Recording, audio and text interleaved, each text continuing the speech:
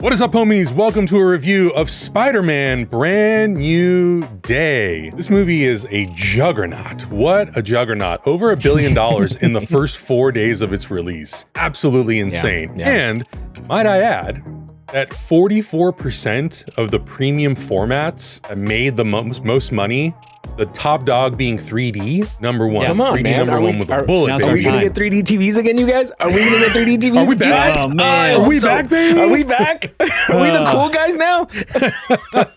I mean, you guys are making jokes, but I legit have been, I don't know if this has happened to you. I have legitimately been getting messages from friends being like, I went and saw it in 3D because of you guys, because of you, Hector. Like, it was amazing. And I'm like, yes, it was. It was so sick in 3D, dude. This It was is so good. not just the web slinging stuff, I've dude, also the been emotional getting those stuff, messages. everything. So everybody who's watching this, if you haven't seen it, go watch it in 3D because we're just going to keep hammering it Exactly. the entire time. Yeah, And I do love to stress too, and I've been saying this to some friends. There's only been a couple of people that have reached out to me and they're like, is it truly worth it? And I'm like, look, go see it in 3D because you want to see it a second time already, but you're going to go see it in this format and it may never exist like this again. And I'm not exaggerating when I say this. Like, people are like, oh, sure. It's like, no, dude, because you don't own an Apple Vision Pro Plus. Right. You don't have one. And even if you get one, that movie's not guaranteed to be dropped on there. And even if you're thinking, oh, well, maybe I know somebody who has a 3D TV. No, you don't. It's just the three of us. Oh, maybe I can get a 3D monitor. No, you don't have one. And even then, won't get one. You're like, oh, surely they'll have put it on 3D Blu-ray. No, the last Spider-Man movie, which is Sony and Marvel Studios have been putting the Marvel movie on 3D Blu-ray only in Japan. You wanted it, you got to import it, and it's like $90 to get fantastic. $70 to $90. Which I did. But Spider-Man, the last one, Spider-Man No Way Home, was only released on a 3D Blu-ray in Australia. Thank you, Adam. Thank you for showing that off. That's the beautiful 3D version from Japan for Thunderbolts. But only Australia got Spider-Man No Way Home on a 3D Blu-ray, and it was region locked to that region. Region B, so baby. When I say go see it because it may never exist again, I mean it. And even if it is re-released in theaters at some point, not guaranteed to come back in a 3D format. It's not guaranteed. So like, so much hard work was put into it. It adds to the movie and the action sequences and the Hulk fight. And we're going to get into spoilers here. So it's just so another warning too, if you haven't seen it. Let's get into what we came here for, you guys, before we go on a 2-hour long rant about what this movie is. Okay. So first of all, let's start off with just like a verdict. Right. Let's just talk about, a quick review, like 1 to 2 minutes. How did you guys individually feel about this movie? And since Adam and I already kind of talked about it on social media, Hector, give us like a short, like couple sentence, maybe like 2-3 minute, thoughts on the movie. No spoilers though. We're going to start off with no spoilers. Yeah. If I'm trying to be objective, which is impossible, then I do think it's a 4 out of 5 objectively, the movie. For me personally, and my heart, it's a 5 out of 5. I adore this film. Like nearly perfect. Like, God damn it, I love this movie. It's great. Oh, that's it. Okay. Awesome. Beautiful and succinct. We'll get into the rest of the stuff in a bit, but Adam, hit us with your quick review on the movie. I was genuinely shocked by the movie, and only because I just did not know what to expect going in. But I walked out of it so happy, and I felt just so much like warmth in my heart, and it made me realize that there's so many elements of Spider-Man that we've seen in pieces but never as a whole picture, and I feel like this one really showed you the full potential of what we can do when we have Spider-Man fully integrated into the Marvel universe, but it's not about Spider-Man and everything else that's happening. It's just about Spider-Man and how people can tiptoe in and out of his stories, who are part of the greater Marvel universe. So that's the thing that really, really impressed me with the movie. Yeah, absolutely. Yeah, I agree. I mean, my initial thoughts are this movie hit to the core of what I feel like Spider-Man is. Spider-Man is not about the power. Spider-Man is about his relationships and how he reacts to situations and the people he loves. The thing that got me is the people he loves. He loves so hard that he was willing to not live with them and live around them and have his heart broken daily. That's what Spider-Man is all about, and persevering through all of that stuff. And so to see the Spider-Man go through this amazing arc and have it be supported by amazing acting, VFX were absolutely incredible. Cinematography is absolutely incredible.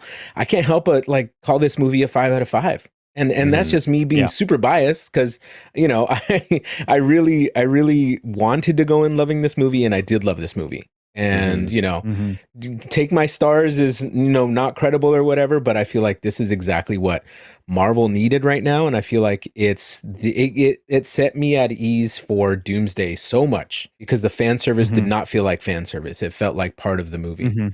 It felt like it was earned. And so, yeah, 5 out of 5. This was a really good movie. I wasn't expecting much, and it came out as a banger. So let's move on to like a non-spoiler. Let's talk about like the tone, the direction, some visuals, the performances. Like, how you guys feeling about all that stuff?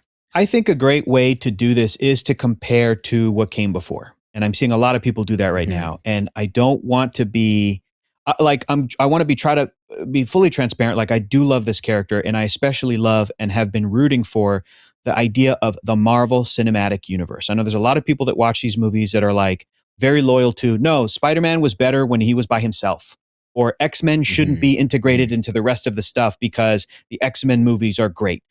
And I understand that point of view, but I don't want to be like comic book, what's the word I'm thinking of? Like arrogant or too nerdy, or like, I don't want to be somebody who just goes, no, you don't know what you're talking about because the comics are XYZ and I know the comic books, blah, blah, blah, blah. That's not fair, because when you look at like Spider-Man from Sam Raimi, the first two, they are objectively good. They work as films. And even if I watch those now and might have like issues with some of those movies, and maybe some of those issues are, and especially maybe more the X-Men movies, whatever. The point is, if I look at those movies and I go, well, I have little like comic book qualms, that still doesn't get in the way of me enjoying those films and appreciating them for what they are. I will also say, to be fully transparent too, the depiction of the main character, Peter Parker, in those movies is not my favorite, even though I do think they're great for that era and for those movies. But it's not my favorite sort of take on the character, from the performance to what the story demands, so on and so forth. You know, Tobey Maguire saying, punch me, I bleed. It's lovely. It's great. And for me, I'm like, that's good. That's like a 7 out of 10 for what I love about Peter Parker. It's like, almost there.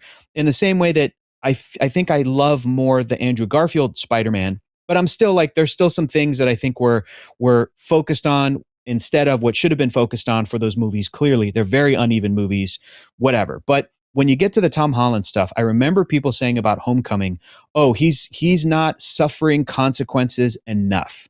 And I remember defending that movie and kind of feeling like, well, this is Harry Potter year 1. You don't watch the first Harry Potter movie if you've read all 7 books and go, well, where's the Harry Potter that suffered through? It's like, that's going to be later. He's not even fighting Voldemort. He's fighting the back of Voldemort's head. Don't worry about that shit. Yeah. United States of Space, focus on space, dude. Like, and I see those first 3 movies as like, very purposely them going, we want to make a movie about a kid who's in high school, because the early Spider-Man movies did not do that. And the fun thing about Peter in high school within the Marvel Cinematic Universe is he can look up to Iron Man and Captain America and all these different superhero characters in and out of that world, and you can get cool stuff out of that. Now, can you get the most pure Peter Parker focused story? Yes and no. It doesn't really matter what the surrounding world is. It matters is like, what's the story they're telling and what's the focus? I love Homecoming because Peter Parker, to me, does suffer. He gives up the dream date with his dream girl, Liz Allen, who he really had a crush on, to go and fight her dad because it's the right thing to do. And it's like, he's kind of a dumbass for doing that, and he does it. And then this girl's life is ruined, and Michael Keaton goes to jail. I think that movie does so much in the high school coming of age genre. Then you get to the second one, and I do think that the focus of that movie emotionally is like, how is he getting over the death of Tony Stark? And how is he coming into his own as, I'm not Iron Man 2, I am Spider-Man. And the movie does that, but does it do it to the most successful degree? I think you could argue no. Yes, no, whatever. But it's still very much like, and now here's Nick Fury in the Marvel Universe, and they're talking about Doctor Strange, and the Skrulls are kind of there, and whatever.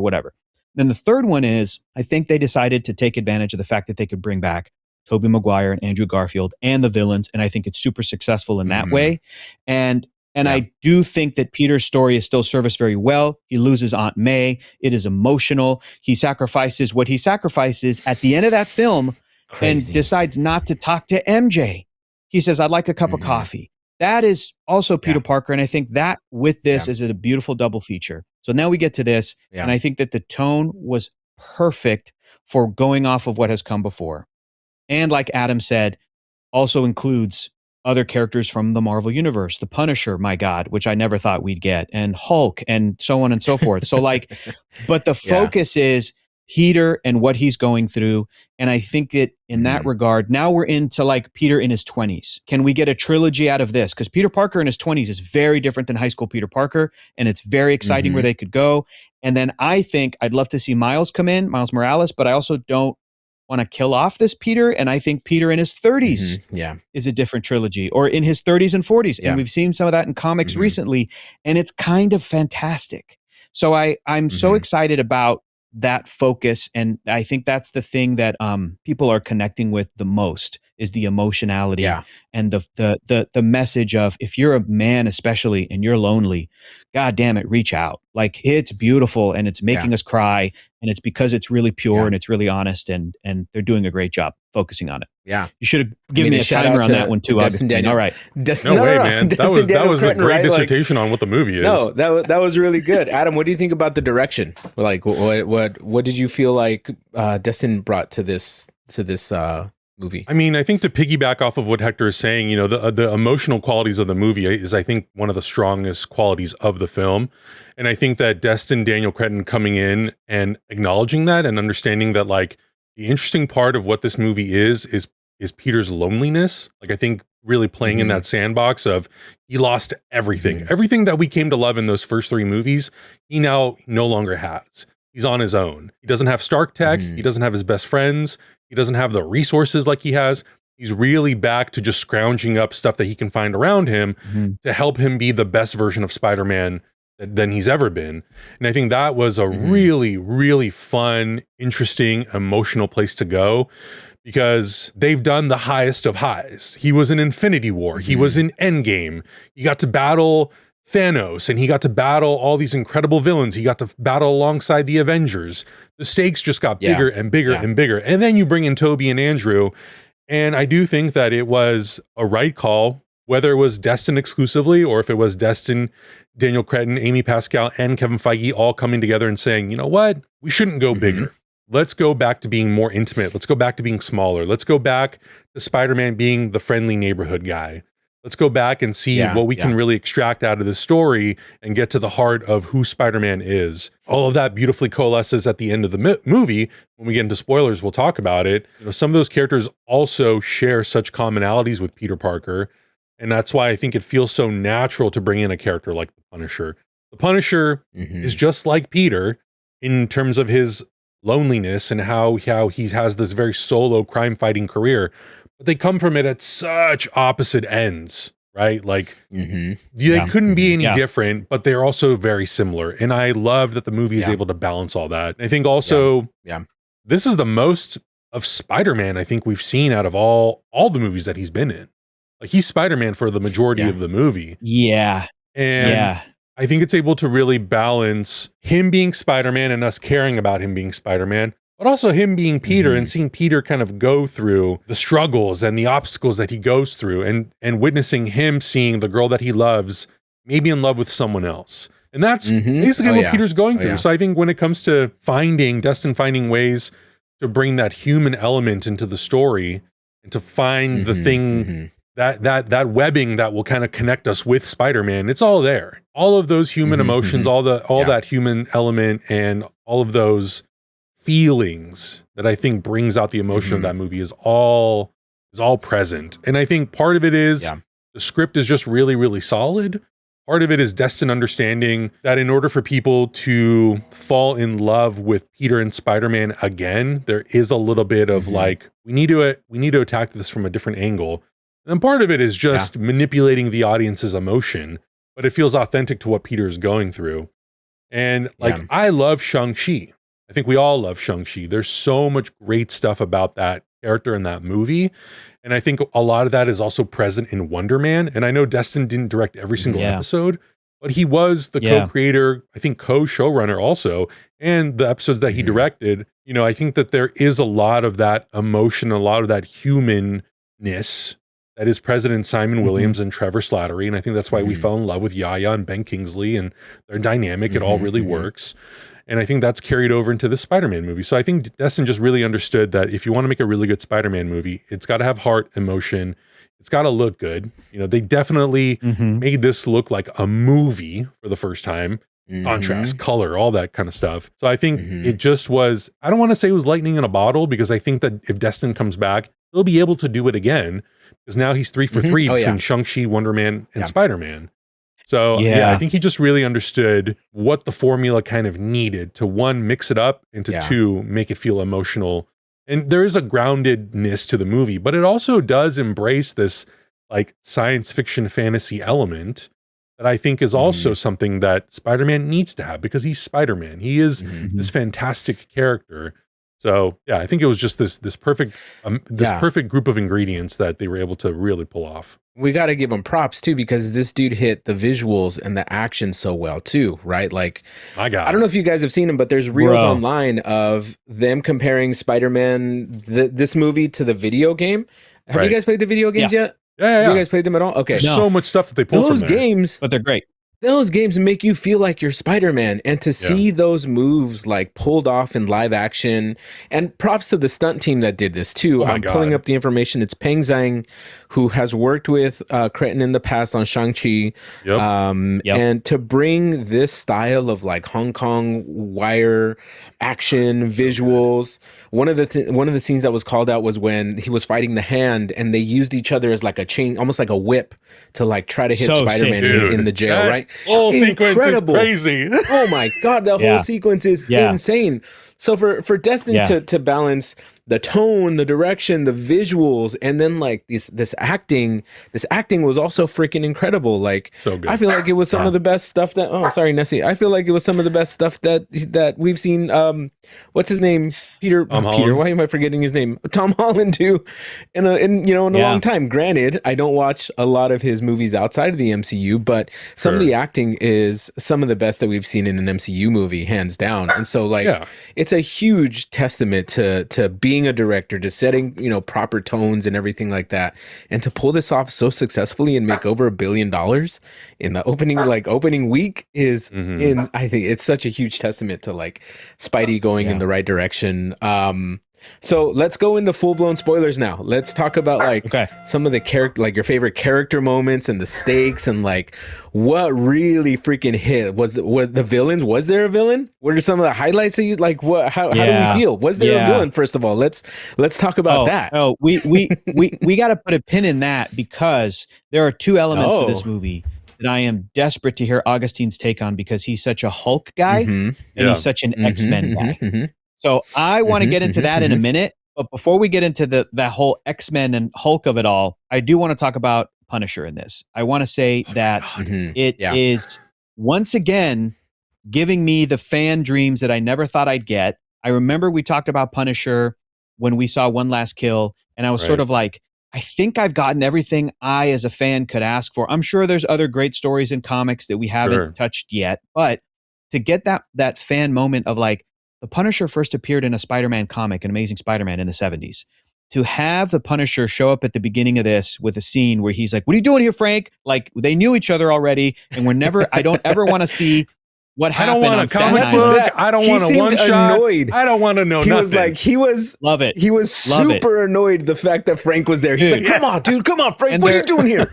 Dude, and they're little like, I'm sure you guys have seen this too, like the behind the scenes or like the production shooting of the day when Spider-Man is going like this to Frank, like, "What are you doing here, man?" Like this thing, and then it ends up being on the camera security camera. That's where we saw it in the movie. But so good. But their banter is fantastic because these actors know and love each other. So I'm like, what a gift that they have a history there. Okay. So cool to see during the press junket that like Bernthal is like, well, he helped me with my audition for the Punisher back in 2015. And I helped him with his audition for Spider-Man back in 2015. And now look where we are. And it's wonderful. But like the way this character was used in this movie, I've seen some people say, this doesn't make sense for Frank Castle. I disagree completely. I think, and weirdly, especially after One Last Kill, where he mercilessly kills an entire, it seems like an entire city block of people.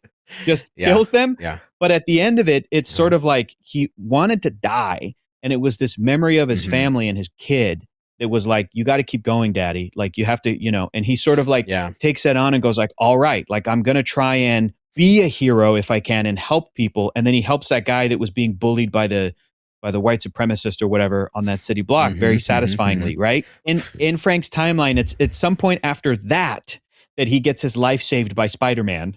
And I also think that throughout this movie, to get like when he opens and he's like, I'm going to kill this kid, or I'm going to kill this guy. Like he wanted to kill him the way Punisher wants to kill Spider-Man.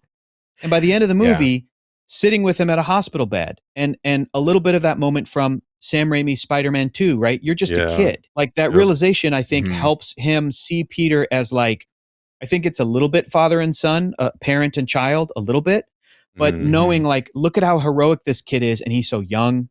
Yeah. And he says, you stepped in front of that bullet. I've seen some heroic things, but that was, like, I think all of this is going to affect Frank in a way that I think Spider-Man should. I've talked about this before. You watch the James Gunn Superman movie. That DC universe is already pretty cynical.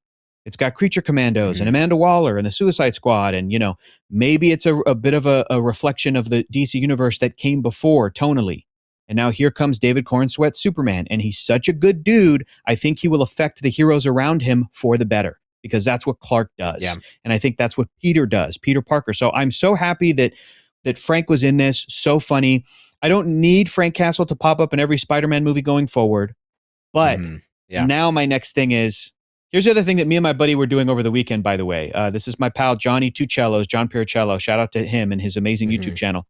We started calling these movies by the last name of the actor. So this is Holland 4 that we're talking about right now. and I'm a big fan of Garfield 2, and we can talk about Maguire 1 and 2 all day. Maguire 1 and 2. Not 3 though. We don't talk about Maguire 3. Maguire 3 is tough, but we're saying like, if this is Holland 4, what do we want to see in Holland 5? And I'm like, we can talk about that amongst ourselves too, which is very fun. I desperately want to see Spidey and Daredevil team up with the Kingpin, fight the Kingpin, and potentially Tombstone. So anyway, just very, very happy about the Punisher of everything. And I love the way that this ended. And I do wonder if it's going to make it so that Frank think a little bit harder next time he pulls a trigger. Yeah, you know what I'm saying? Exactly. Like that's interesting. I don't know, now, man. now as a fan, I'm like, well, maybe I'm not done with Frank Castle Punisher. Maybe I'd like to see more of this character. Maybe I don't know, but anyway, that was really fun. Yeah, I mean, like the banter was so good, and just those little moments of like, oh, did she actually say that? Are you blushing, Daffodil? I mean, just those little quips. And then, like you were saying, at the end of the movie, for him to be on his hospital side bed, and he's like, "Are you crying, Frank? Did I just witness you cry?" I love that. Nah. Yeah, he's got real strong Theo energy, and I love that so much. Yes. And I think the energy that John Berthal just naturally brings to any show that he's been, whether it's Daredevil or now it's Spider-Man. So I think just the evolution of where these characters have gone in 10 years, both as actors, but also as the characters themselves, is really extraordinary. And I think that's what makes Spider-Man such a desirable film that like people want to constantly see. It's been almost 5 years, which is crazy, since Spider-Man No Way Home. It's been 4.5 years. And for this movie to come out swinging out of the box office like that, make $1 billion in 4 days, I think it just says a lot to how much people connect to Peter Parker and Spider-Man, how much people love Spider-Man, and how much story you can kind of mine out of the character, because at the end of the day, he is this young, semi-angsty, but also very human, going through the regular emotions that most people do. We're all struggling. Yeah. And Peter, to an extent, struggles. And I've seen people talk about like, well, if he's struggling so much, how can he afford all these things? I don't truthfully care about how he can afford his apartment. I don't particularly care how he can afford this tech. In my brain, the way that I fill it in is Spider-Man has always been this guy who can repurpose almost anything he finds. And that's kind of established in Spider-Man Homecoming. He comes home with VCRs. He comes in with all this like, really he's like a dumpster diver. He's a dumpster diver. Like he knows how to repurpose stuff. And like in some ways we all kind of are. So I really like that little element of Spider-Man. For sure I am. Yeah, like of course, you make make the best out of what you have, and I love that element, that through line is present, and even when he goes through this change, this like physical change, and his DNA maybe starts to mutate, it starts to affect him, he gets organic webbing and all this stuff, and his spider sense starts to go crazy. Like I love that at the core of it, who Peter is still present throughout, and like there's really fun things that they could do with it in the future.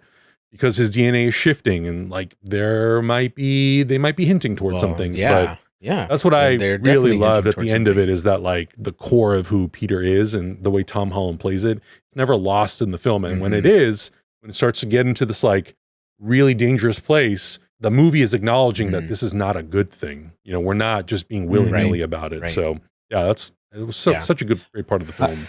I'll say too that in Holland 5, if we reveal that all of these years, the way Peter has been making money is that he has been taking pictures of himself as Spider-Man occasionally and sending them to the Daily Bugle website or whatever. Like I could see that reveal, and that would be a great way to bring back J.K. Simmons and have a J. Jonah Jameson role and a Daily Bugle role. Like something like that would be great. But I think it was very smart for them to focus on Peter's emotion in this film and his journey as the Spider-Man Peter Parker. Would I like to have known more details about his day-to-day? Absolutely, about his day job. And again, I don't want to shortcut it and just be like, well, he's a genius. And maybe he also, because it's a question too of like, well, how did Ned afford this apartment? Yeah, is MJ development. And is it the app? Is it the Spidey app? Does he have a bunch of like ads on that app? Like, is that what's, that he developed? Or is MJ like independently wealthy that she can turn down a job for her morals? Right. There's interesting stuff there that it's not the most important, other than these characters and the support, like Spider-Man, Peter Parker, and his supporting cast have always kind of been working class, except for the example of, now here comes Harry Osborn. He's in the friend group and he's a millionaire and his dad is super wealthy. Like that's something they could do too in Holland 5 and 6, but that not that important. This movie focused on the important stuff, which is Bruce Banner, Hulk. Augustine, talk to us about Hulk. Talk to us about Hulk, brother.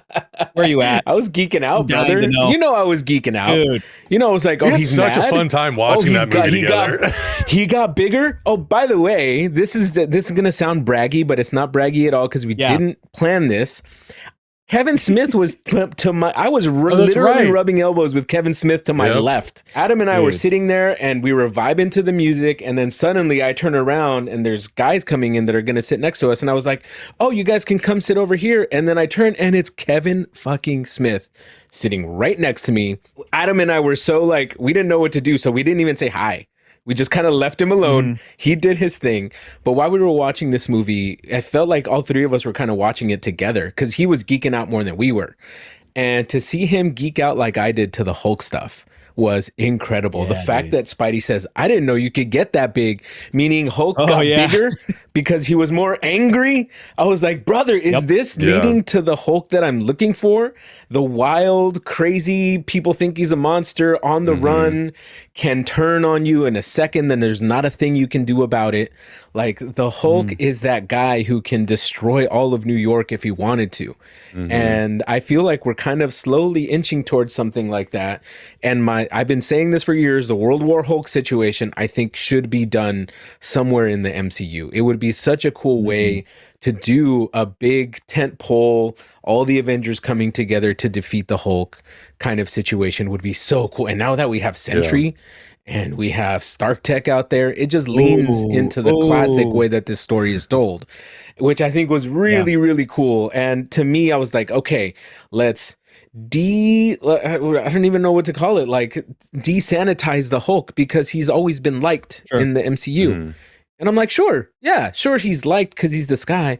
But traditionally, my favorite version of Hulk is when the Avengers don't trust him.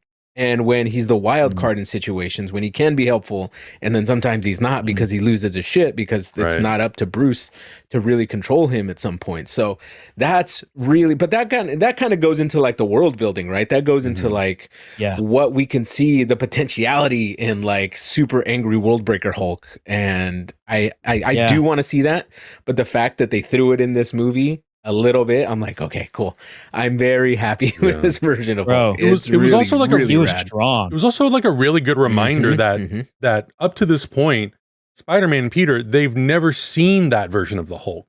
Because he's that version of the Hulk in Avengers Nobody 1, has. Age of Ultron, and in the first half of Infinity War. After that, we don't see him until he's Professor Hulk, and that's kind of where Peter meets him in a lot of ways. And I forgot that while I was watching the movie. I had not made that connection yet, and I forgot that that's really the first time he's seen that version of the Hulk. And it's the first time we've seen that version of the Hulk since 2018, which is crazy. Yeah. Crazy. It's been 8 years since we've seen that. After he got smacked up by Thanos, dude, he wasn't the same. He wasn't the same. So to be able to see that after a while, it was like, holy shit, the Hulk is this really big, menacing, intrusive figure, which I thought was really, really cool. The other thing that I was going to mention was the other thing that was so special for me watching Spider-Man with Augustine was I had already seen it once. So it was my first time watching it in 3D. It was my first time watching it with someone who had not seen it before. So I knew what was coming every step of the way. And for the particular moments where I knew that something was going to come and that I knew was going to like be an emotional punch or a big action moment, I would be like, we're talking spoilers now.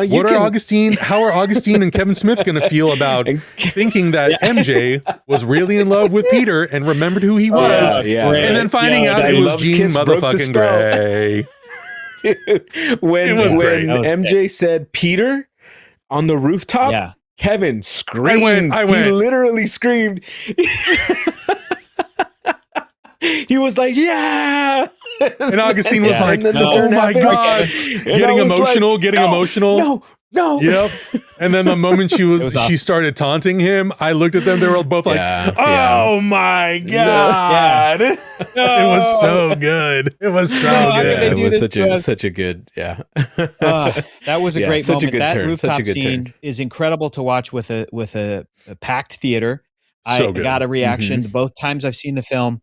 And the second time I saw it, I'm also watching it with Abby, and she leans in a couple sentences into that conversation, and she's like, "That's not her." And I was like, "Yes, dude, she is locked in." She knew right off the bat. This is great. Yeah, she knew not right off the bat, but like a few interactions into it. It felt too good to be true. Oh my God, it was. But it was so well. And I was a sucker for it. He'd suckered me. I was like, "Oh, this is what I want." And no, man, it didn't happen. It didn't happen.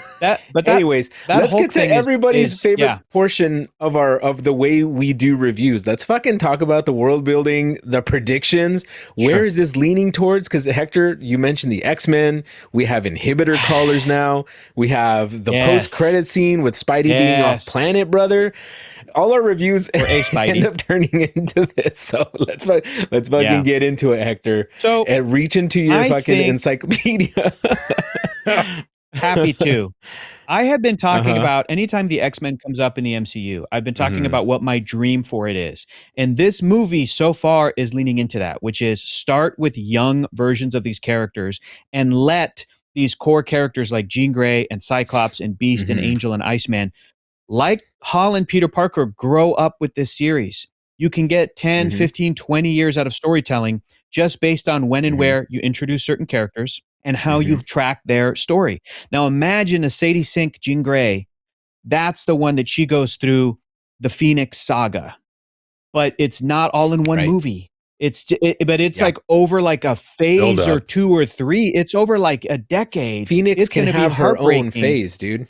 Yeah. It's going to be breaking when this version of Jean, who we've started with, gets to a point where she is so consumed by this cosmic entity and it seems like she doesn't have any control over it, and then she makes a choice herself and ends her own life because of and how the rest of the team will deal with that, or will the story in the Marvel Cinematic Universe go differently? the conversation around this character has also been so interesting and so frustrating. That I'm seeing a lot of grace, right? I think we're all on the same page. A lot of grace given to male characters that go through this stuff, okay? Even Punisher, I was just talking about earlier, like, well, he's an interesting hero. I'm interested. This dude killed so many people. But when you think about the X-Men, you think about like what their moral code is, they are superheroes, but they are also an oppressed people who fight against oppression. And their oppressors utilize techniques that real oppressed people in our real world deal with, whether it's like internment or Jesus Christ, like genetic enslavement, enslavement, or all of these things that are so horrifying, dude, that I'm confident that Marvel Studios can do it, and they're going to turn the Department of Damage Control into some version of, now we built Sentinels thanks to the help of Bolivar Trask. Like now we're the Friends of Humanity. Now we're the whatever the organization is, but also from the government, which is terrifying, but also very realistic that a government can wage war on a group like this, whether they're dangerous or not, whether they have powers or not. It's all bullshit, and it's all based on this great metaphor of the X-Men and who they are supposed to represent, the minorities in our society. So to see Jean Grey do some shit that is like, she's really mad, but it's because they stole her sister, and then she learns they killed her sister. Like, I think that is how is that not justified? Bro, it's she is a character. She's a class of character for me, Jean Grey, that she can be as good as Magneto. She should be. She's deservedly as good as Magneto. Yeah. And the character of Magneto as a villain, and then as a hero, and then a villain again, whatever it is, has turned into, for me, a phrase that I think is undeniable, which was, Magneto was right. He comes into these stories with this perspective of like, I know what the world is. I suffered through it because I'm Jewish. My family was killed. I nearly died. So don't talk to me about this, this, and this. Don't talk to me, Charles, about your dream of a utopian whatever. And yet, now I really want to see if anybody can help Jean Grey through what she's going through, the feelings of loneliness and everything. It's going to be her found family with the X-Men. I love that Spider-Man is in part responsible for that, dude. I love that Spider-Man with his loneliness is in part responsible for the formation of the X-Men, that Jean carries with her what she went through. Jean carries with her the memory of Aunt May. Like, I could get emotional talking about this. She's going to take a bus up to upstate New York. She's going to find this school and these other students like her, young and really mad. And Charles is going to be there to help them. And what I love is that Charles, as a telepath, can go, look, I can jump through people's heads too. But I learned a long time ago why I cannot do that, like morally. And it can give me chills thinking about this too. If anybody can help her like with that and help her change her perspective on that, it could be Charles, who gone through it himself, and go, and with my age, here's what I know. And Jean, you're incredibly powerful and we're going to help, but like, here's what you got to know about this power specifically and what it can mean to people. Did she kill anybody in this movie? I don't think so. Did that dude that got hit by the taxi get pretty hurt? Probably, yeah, dude. That dude's probably in critical care in the hospital. Who stepped out into the street like this and then boom. Did he die though? Like, did he die? No. I don't think so. But again, even if Jean Grey in her age right now killed people, you can look at a character like Bucky or Wolverine, who killed so many people, and Wolverine is allowed to be redeemed and go through a redemption arc, you know, and to a degree also Scarlet Witch and what she went through. And I love Scarlet Witch, and I think she's a hero above everything, even through her villainous phase. I'm like, she can be a hero and can be redeemed. And I would love to see the Wanda Maximoff in this universe come back and be an Avenger again and go through that again. So I'm so excited about the future of this. I think Jean Grey also has always had edge. I disagree with people that are like, this is unlike a Jean Grey we've seen before. And I'm like, no, dude, if you read those comics, the 60s is very clean cut. When you get into the 70s and 80s with Chris Claremont, he powers her up to a degree that it does feel like they, you know, storytellers and Marvel Comics will often do this with a very powerful woman. But then years and years into this X-Men story, various writers will go, yeah, the Phoenix boosted her up, but actually she was like inhibited by Charles when she was younger because of how powerful she is. So it's a back and forth between giving her character agency and kind of not, but really respecting that. So like this woman has always had edge, dude. And I think so too have the X-Men. So I think it's a really, really accurate and smart and compelling way to get us into this story, into this metaphor. And I want them to be young. And now, because of how young Sadie Sink is and how young she looks, I don't really want them to get into a Wolverine romance. I just, you know, like now it's like, that's really gross, actually. If there's a 45-year-old looking dude that's like, Jean, it's like, you know what, dude? She's way too young for you. We're good. Like, a lot. Take it easy, Logan. We're good. Take it easy, Logan. Why don't you hook up with somebody else? Maybe hook up with Storm. Oh, now Storm's with Forge. Okay, Wolverine, you're on your own, because that's you're too on much. Your own, brother. But, But Jean and Scott and Hank and Bobby and Warren and all these young characters. And now the rumor is we're getting also Emma Frost in this X-Men movie. Samara Weaving. Her and Jean are fascinating dichotomy here, a fascinating dynamic to have Emma go, yeah, Charles is saying this, but you know what? Fuck that, because I'm a telepath and I've gone through what I've gone through. And to have this back and forth, like, oh, you know, what's a responsible way to take over people's brains? Like Emma will have her perspective and what she's gone through and where she comes from. It's very different than what Jean went through. So I'm so excited about the X-Men and what the MCU can do with their versions of it. And I'm also very surprised that they did start this early, but I'm so very happy because so many of these characters can start. Can you imagine if we get a really in-depth origin for Scott Summers now that we didn't get in previous X-Men movies? Like him as a young kid thinking he lost his brother Alex in a plane crash and being so traumatized. Like there's so much you could do with each of these characters, even individually, before we even meet a Charles Xavier and go to his school. Yep. Like that is crazy to think about, but I don't know if there's as many MCU projects lined up before we get to an X-Men film. I don't think we really will see other characters. Yeah, I don't think so. This is a different era. This isn't Hector, Marvel Studios of 2020, but yeah, exactly. I think this answered a long time question that you had and you were wrestling with for a while, like the recasting of the X-Men, right? Mm-hmm. And it was very unclear. Like, are they going to use the Fox X-Men or are they going to recast? Clearly, problem solved. They're recasting the entire X-Men, which is what I wanted, and which is what you wrestled with for a while. And now it's here. Like, who would have thunk that it's fucking here? I really hope that it takes a long time to get to Wolverine because I feel like there's just so much buildup to that character that when he explodes on screen, and you know he's going to explode on screen because he's going to be fighting the version of Hulk that we saw in Spider-Man Brand New Day. He's going to be fighting that guy. We finally have a proper way to introduce this character, which if it's not done in the forest with him fighting Hulk, I don't know if I can support this Wolverine again. I don't know. I don't know if I can do it because it's got to be. But anyways, I feel like they're really, really doing a good job of setting up potentially what the X-Men could be, what the Hulk can be. And also, like I was saying earlier, setting up and making me feel better about Doomsday because the way that they built up these characters didn't feel like just a cameo fest. Every character that was in this project felt earned. They had a place in this project. Like everything felt like it was there. So if they are carrying this over and if this is kind of like the core of what Doomsday can be, and I'm hoping it will be, I'm hoping it's more than just like clap because you see Cap on screen again. Clap because all the people are back in the same room. Like I really, really don't want that for Doomsday. And this movie made me feel a lot better about doing that because every single character felt earned in this moment. So I'm really this is kind of like reinvigorated me, and I feel like it's reinvigorated a lot of people into the MCU. I haven't gotten this many messages and this many like random DMs from friends of mine who I haven't talked to in a while who are like, I just saw Spider-Man. I'm going to go see it in 3D because you said so. And I was like, hell yeah, brother. I dig it. This is cool. Like, it's good to see this kind of energy back into these projects. Let's talk spoilers about the 3D for one quick second. I just want to highlight a couple of things in case somebody's honestly watching us and going like, yeah, right. I've seen it once. I don't need to see it again. The scene where he sees MJ kiss the boyfriend and then he goes web slinging at night. And it's little Tom Holland swinging in the night sky with the rain hitting him. Brother, that in 3D, it is gorgeous and it is somehow sadder because he's this tiny little body.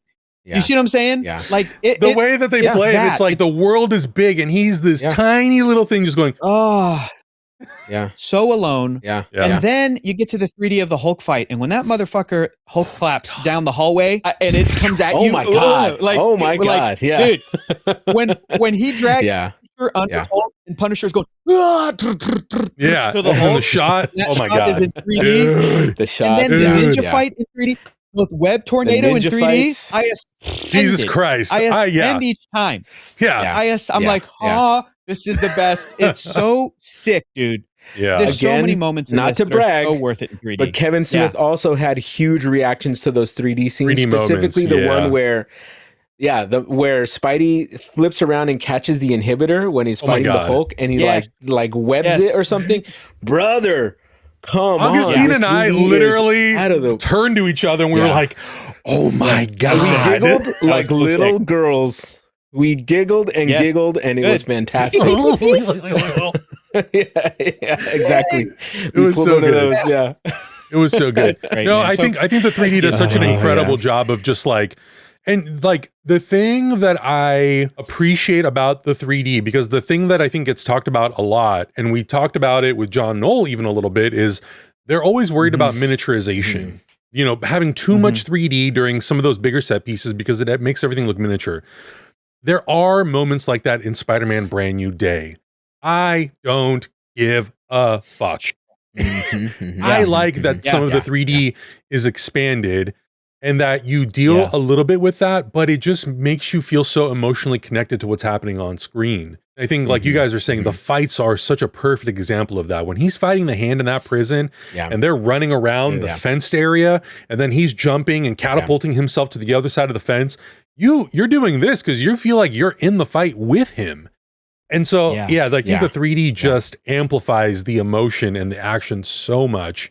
But also, even with those really tender emotional moments, it really feels like you're standing next to Peter and feeling that dread and that loneliness with him. And that's what I think is so great about the format. My friend Rosie Knight also messaged me about the 3D version. She was so ecstatic about it. She says it's now become her favorite 3D movie. It has eclipsed My Bloody Valentine 3D, that's saying a lot because that's a big 3D movie. Nice. But she highlighted the moments where Jean is being tortured, basically. To be that close with that depth, to feel that shake that she was like fighting back and forth. We were like jumping with her, but then also, dude, when we go into Peter's mind and it's that long hallway shot of his room, that in 3D is like you're in his mind. We're here together. Here's Marissa Tomei. She's going to make you cry. Here's Sadie Sink. She's going to make you cry. Like, it's beautiful and really just really silent and like just so many things about it. So yeah, go see this thing in 3D. I love this movie so much. So many good things about this movie. I feel like we could talk for a whole another hour. Anything outstanding? Like anything you guys want to call out or any special experiences you've had with like, talking to people or whatever? Yes. And I also just want to call out, talking about the world building, I love the montage at the beginning. I love Michael Mando as Scorpion. Goddamn. Perfect use of Scorpion. I'd love for him to come back. Like, I've always felt like Scorpion, Matt Gargan, maybe is not the villain that can hold down the whole movie as like the main Spidey villain. He's always been this sort of like enhanced henchman in a way, but I really would desperately love, let me put a pin in this thought for a second, but shout out to seeing Tombstone, Tarantula, Boomerang, Scorpion, seeing this world building. It was just such a beautiful way to also establish what the hell Peter Parker's been up to for 4 years. I love that. For 4 years. Yeah, exactly. Track the timeline, and like he apparently really starts to ramp up and go after the criminal element of New York. I think after Kingpin is put away and like excommunicated, Mayor Fisk is out of the city. I think like all of that stuff is so exciting. And to go forward, I hope that not only I'd love to see a Kingpin in a Spider-Man movie with Daredevil. And you cannot tell me that it's not going to happen because of rights issues. Kevin Feige just said in an interview, like, no, it's challenges, but we can figure that out. I think that it would be one of the last big check marks for what a Spider-Man story can do. I think that to see him with Punisher was great, but I want to see him with Matt Murdock. I'd love to see that in a Holland 5. But I hope that Holland 5 and 6, now that we spent a whole movie where the bad guy technically is Jean Grey, and I think it was awesome. Maybe enough time has passed as a buffer from Spider-Man No Way Home. I want to see the Marvel Studios version of a Norman Osborn. I want to see the Marvel Studios version of Dr. Octopus, whether that's a male or female Doc Ock. I don't care, but I want to see the MCU go back to some of these iconic Spidey characters that we may have seen in the past. I know that one of the things was maybe the Hulk in this was supposed to be the Lizard, and I'm so glad we used Bruce Banner instead for multiple reasons. But like, I don't, I know that some of these Spidey villains were used in previous universes movies, but I do believe that the MCU can still do new and interesting versions of these characters. There's no reason not to do it. Now is the time. I want to see Holland 5 and 6 eventually maybe build up to a Sinister 6 where Osborn and Octavius are put, and I'm going, you got to find a way after Secret Wars, bring back Michael Keaton. He's the Vulture again in one more appearance. Bring back and reveal he never died Mysterio. It's Jake Gyllenhaal. Like these are great Spidey villains that Holland has dealt with, and I think that they I know it looks like Mysterio died. I don't think he did, but I would love to see more of the classic. Maybe bring back. Hey, Peter is making money by working at the Daily Bugle. Here's J. Jonah Jameson. Here's also Robbie Robertson, whose son Randy could be a friend of Peter, and maybe NJ and Ned. Like, do we bring in a Harry Osborn? I would love to see what Your Friendly Neighborhood Spider-Man did, where the Osborns are black characters. I'd love to see a version of that. And we were Just make talking Norman about Osborn, Mima Buddy. Coleman Domingo. Come on. Just do it. He would be phenomenal. But Osborn especially can be this long running character in the larger MCU. You know, Osborn is somebody who takes over S.H.I.E.L.D., changes it to Hammer, becomes the Iron Patriot, does all this stuff that's not just, you know, he leads the Thunderbolts, he leads his version of the Avengers. It's not just a Spidey villain thing. We were talking about this with Holland 5 and 6, that these are characters that I think Marvel Studios shouldn't shy away from just because they were done before. Otherwise, they would not have tried to do their own version of Peter Parker to begin with. You know, because I know that Marvel Studios is like, well, we can do our own version of this. But I'd love to see that, and I'd love to see, you know, more of that classic Spider-Man stuff. If Holland 5 has MJ with somebody else, but Peter is still in the friend group, this is honestly, we can talk about this. It's really interesting. Does Holland meet Gwen Stacy, or does, when he hears Gwen is her name, he thinks about Spidey 2, Spidey 3, Andrew Garfield, and go, dude, he lost his Gwen. Right. I'm not even going to date this woman because I want her to live. I don't want her to die. So then pivot to Holland Peter Parker instead as Spider-Man dates Black Cat. And that would be a fun, flirtatious thing. But then I would love now to see a Spidey movie, a Holland 5, end with, no, him and MJ reuniting and they kiss.